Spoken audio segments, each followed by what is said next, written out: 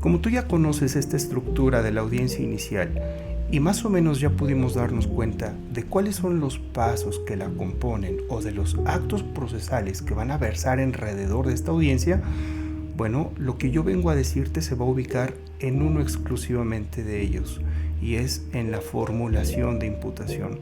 Ahí nos vamos a ubicar, ahí nos vamos a detener, y es aquí en donde vamos a vertir algunos conceptos alrededor de uno solo. Insistimos que es la norma penal general y abstracta. Entonces, bueno, pues ya que nos vamos a ubicar y a detener en la formulación de imputación, tú sabes perfectamente que este acto procedimental se va a llevar a cabo si y solo si la persona en conflicto con la ley se encuentra presente, si conoce sus derechos, y si esto ya ocurrió, entonces el agente del Ministerio Público le va a informar acerca del hecho que se le va a atribuir, le va a informar sobre su calificación jurídica preliminar, también le hará de su conocimiento pues sobre algunos aspectos como lugar y modalidades, como fechas y aspectos en los que ocurrió este hecho delictivo. Además, le va a comunicar sobre su forma de intervención y el nombre de su acusador. ¿Nos interesa todo esto? En absoluto no, solamente nos estamos ubicando. ¿En qué parte de estos actos procedimentales nos vamos a ubicar? Exactamente en la calificación jurídica preliminar. Es justamente en ese momento donde nuestra charla cobra importancia. A partir de aquí arrancamos con nuestro conversatorio. Entonces, recapitulando, la calificación jurídica preliminar, digamos que es el acto jurídico o el acto procesal a cargo del agente del Ministerio Público que se da dentro de otro acto procesal más grande, que es la formulación de imputación. Y esta formulación de imputación ya sabemos todos que se lleva a cabo dentro de la audiencia inicial, cuyo objeto es definir o resolver la situación jurídica de la persona imputada. Entonces, el Ministerio Público tiene el uso de la voz. Entre algunas cuestiones, el Ministerio Público hace saber el hecho, calificación jurídica preliminar, pues algunos aspectos de forma, lugar, incluso los medios, forma de intervención, nombre de acusador, pero nos vamos a detener en la calificación jurídica preliminar. Como tú bien sabes, para que el agente del Ministerio Público se encuentre en aptitud de informar a la persona imputada ¿cuál es la calificación jurídica preliminar? Definitivamente el agente del Ministerio Público tiene que referirse, a su vez, a otros conceptos. Y a partir de aquí ya podrías incluso estar tomando nota, porque estos son los antecedentes de la norma. Te quiero conducir a este concepto y vamos poco a poco. Ya dijimos que el agente del Ministerio Público en la formulación de imputación se va a encargar de comunicar a la persona en conflicto con la ley determinados aspectos, entre ellos la calificación jurídica preliminar. ¿Pero qué es este concepto? Bueno, sus ingredientes son definitivamente el tipo penal, el grado de ejecución, forma de intervención, naturaleza dolosa o culposa de la conducta, así como la clase de concurso. Desde luego, tú sabes que esos son los elementos de la clasificación jurídica. En efecto, si estamos hablando de tipo penal, grado de ejecución, forma de intervención, naturaleza dolosa o culposa de la conducta, incluso de la clase de concurso, estamos definitivamente refiriéndonos a la clasificación jurídica. Tú dirías, sí, eso ya lo sé, eso ya lo sabía. Apórtame algo nuevo. Perfecto, a eso venimos. Sabemos que el artículo 142 en el párrafo segundo establece esos elementos de la clasificación jurídica. Incluso sabemos que estos elementos también aparecen en el artículo 335 fracción tercera, y esos mismos elementos también van a aparecer en el 406 párrafo octavo del Código Nacional de Procedimientos Penales. Entonces tú ya estás comenzando a vislumbrar algo junto conmigo. Seguramente estás diciendo, bueno, es que el 141 se refiere a una etapa del procedimiento. El 335 fracción tercera definitivamente también se refiere a otra etapa del procedimiento.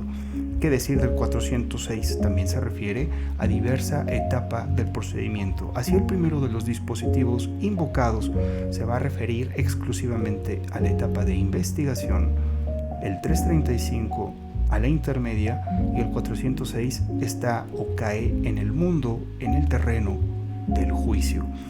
Entonces ya lo sabes, seguramente ya lo distinguiste, o sea que la clasificación jurídica está presente a lo largo de todo el procedimiento penal. En efecto, está presente a lo largo de todo el procedimiento.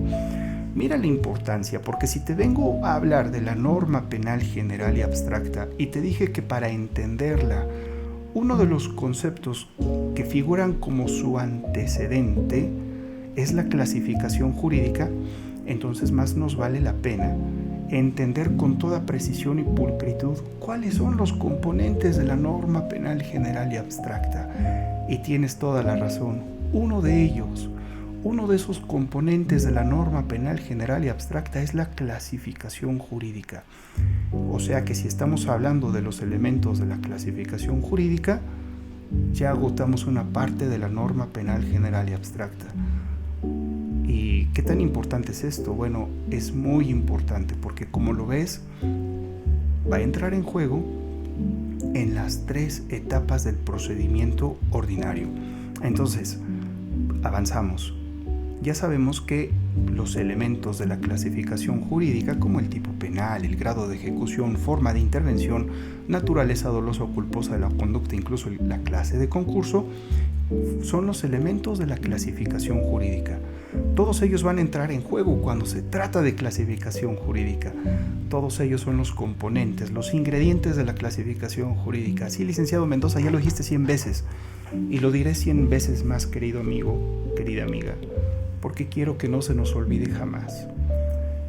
Lo que te vengo a decir es que, lastimosamente, muchos operadores jurídicos no tienen noción de este concepto y por lo mismo pueden generar inexactitudes que más tarde las vamos a comentar. Entonces seguimos rumbo a la norma penal general y abstracta. Si dijiste que la clasificación jurídica y sus elementos forman parte de la norma, entonces ¿qué más necesitamos para tener frente a nosotros a una norma penal general y abstracta? ¿Qué más necesitamos? ¿Qué más necesitamos? Y dicho sea de paso, que es un componente que generalmente nadie advierte, o muy pocos. Cuando el Ministerio Público invoca aquellos artículos que componen la clasificación jurídica, pues se limita a algunos, pero va a soslayar o va a dejar fuera de la ecuación algunos otros. Y es aquí donde comienzan los errores, las inexactitudes, la violación a derechos humanos. Porque es cierto, la ley le dice, debes referirte a la clasificación jurídica, pero yo vengo a hablarte de que tenemos que ser más exhaustivos porque eres abogado, porque eres abogada y porque eres especialista en materia penal y sobre todo eres especialista en proceso penal acusatorio.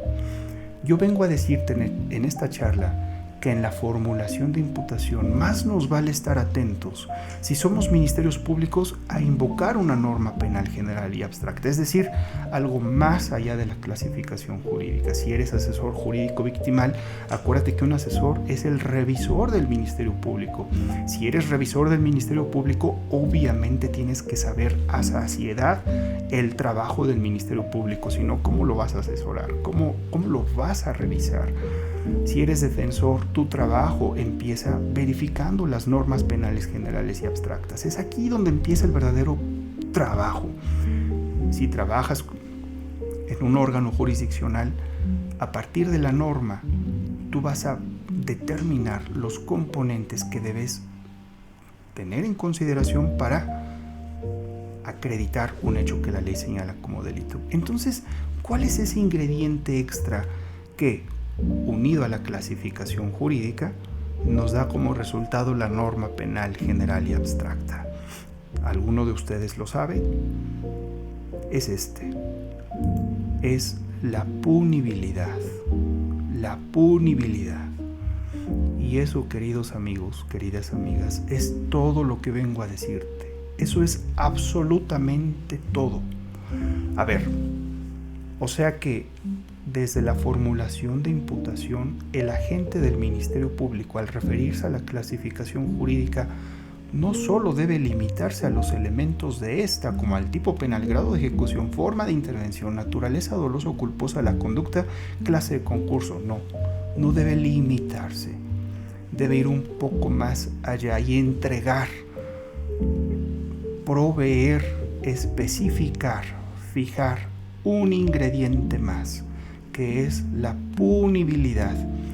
Oye, pero si nos da una punibilidad ligado a los anteriores elementos, entonces eso ya no es clasificación jurídica, eso ya es otra cosa, es una norma penal general y abstracta. En efecto, ese es el centro, ese es el núcleo de esta conversación. Debemos fijarnos que en todas las etapas del procedimiento penal acusatorio manejemos normas penales general y abstractas, que se componen, entre otros ingredientes, con la punibilidad. ¿Y qué es la punibilidad? Bueno, la punibilidad de entrada no es pena.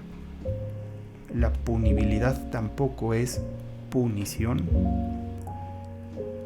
Yo escucho en la práctica, porque en mi trabajo pues yo puedo observar las audiencias en donde participan pues todas las partes y yo escucho cómo se conducen y manejan penalidad, pena, punición, punibilidad de manera indistinta.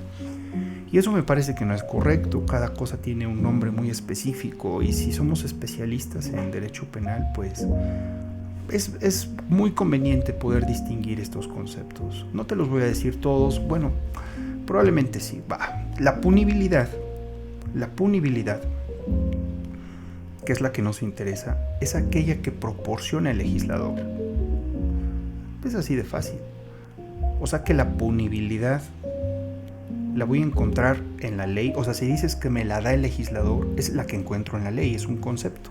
Es un concepto. Jamás vamos a poder mirarla ni vivirla. Solo es un concepto que está ahí inserta en la ley. En efecto, es un concepto. Esa es la punibilidad. Obviamente está referida en mínimos y máximos. Entonces, la punibilidad es aquella proporcionada por el legislador, ¿no? En mínimos y máximos. Comete el delito de homicidio el que priva de la vida a otro, ¿no? Al que cometa el delito de homicidio se le aplicará de 13 a 20 años en el estado de Puebla. 13 a 20 años, esa es la punibilidad.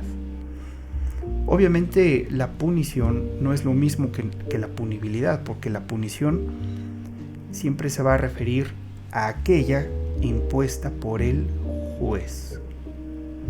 O sea que el juez tiene un marco de movilidad. El juez se va a mover entre un mínimo y un máximo y de acuerdo con la situación de manera individual, pues esta le va a dar algunos indicadores de acuerdo con el 410 del CNPP para determinar con precisión y exactitud el grado de reproche, la mínima, la media, la máxima o alguna equidistante entre todas estas y todas las combinaciones que te puedas imaginar. Todos esos son los grados de reproche. Es decir, los grados de reproche le dan vida a la punición. Porque una vez que el juez dice el grado de reproche es equidistante entre el mínimo y el máximo, bueno, ese grado de reproche le va a dar vida a la punición. Dice de modo que se le va a imponer al señor Daniel 10 años de prisión.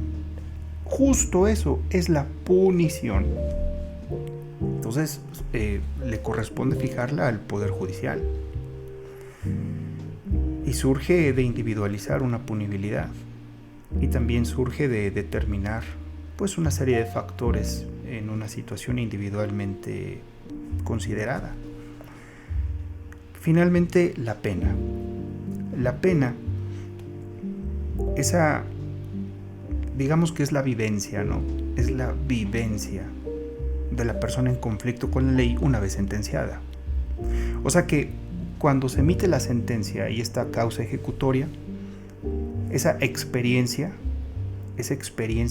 vivencial, esa es la pena, fuera o dentro del centro de reinserción social. O sea, es la vivencia.